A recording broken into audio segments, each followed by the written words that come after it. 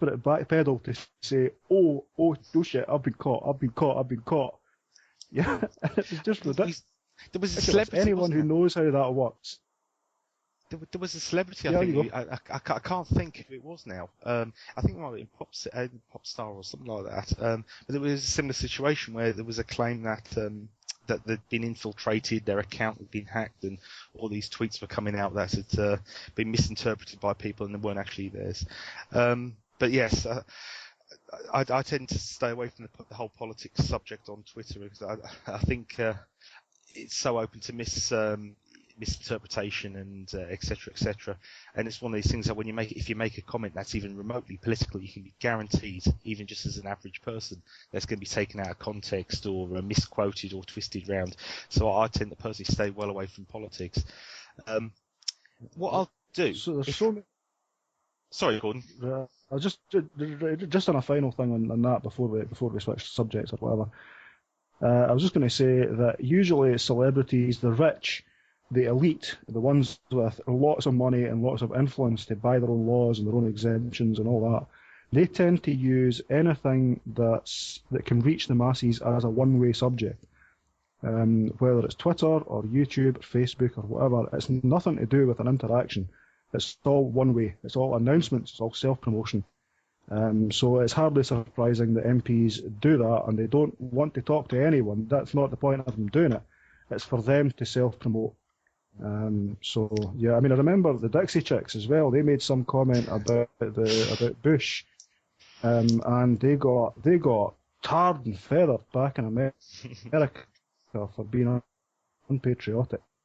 Some statement, some throwaway comment in Europe when they were touring Europe, and they got flamed to hell back in the States. And people burning their CDs and burning concert tickets and Yeah. Well, I just go on. I just had a flashback there with the Dixie Chicks because it brought back memories of a 3.5-hour journey where my father had on a perpetual loop because he was a big Dixie Chicks fan, and after that I could never listen to them again. So yeah, it's just a flashback moment for me there. Moving very quickly on to the final topic that I've got for everybody just to consider, and it's we mentioned this a few episodes ago, and it's the Jolie book, which is due to be hitting the stores. Now, apparently, it's going to be due out tomorrow in the UK, Monday the 22nd. It's an Intel Atom processor, 1.5 gigahertz dual core, 250 gigabyte hard drive, 10.1 inch screen, 1 gig of memory, 3 USB ports, and a 3-in-1 card reader. And it's retailing at £279 apparently.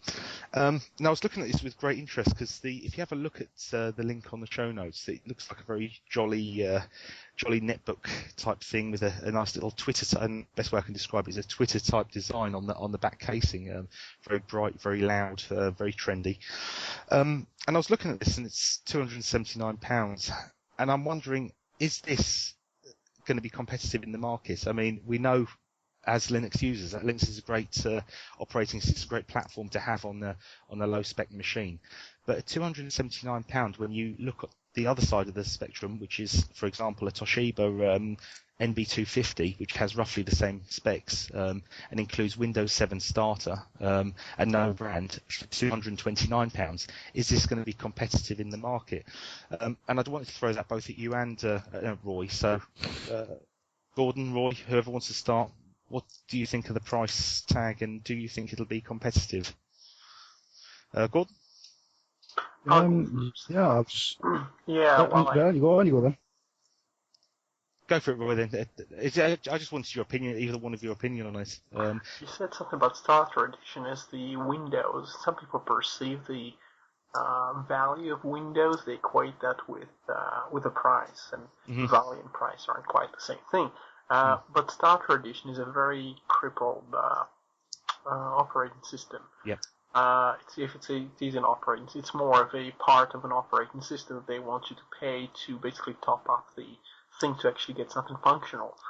Do you know about the limitation, or do you want to talk about it? Yeah, it was. I mean, the limitation from my recollection is it's something like there was a certain amount of apps you could run at the same time.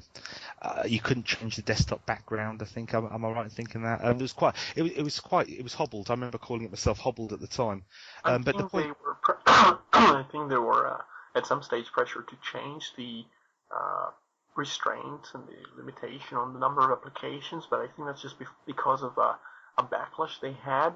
As far as I know, the desktop background is the main thing that's kind of stuck as the stereotype of this thing. It's basically you have to have an advert of Microsoft. As far as I know, the default wallpaper is going to be something that says Windows 7, or is this true?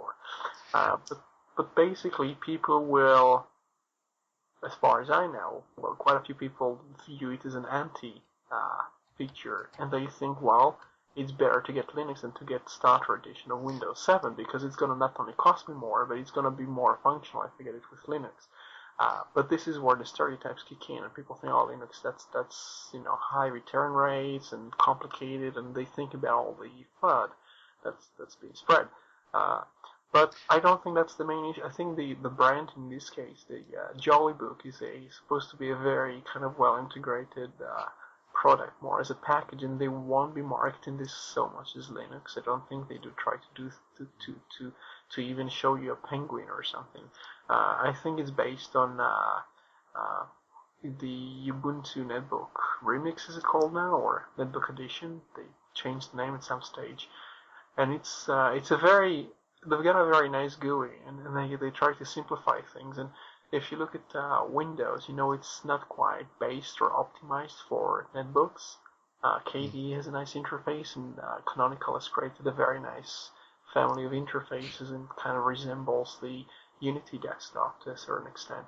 But I think this is the type of thing you'd want to buy to a person who doesn't know compares too well and doesn't have any very specialized applications.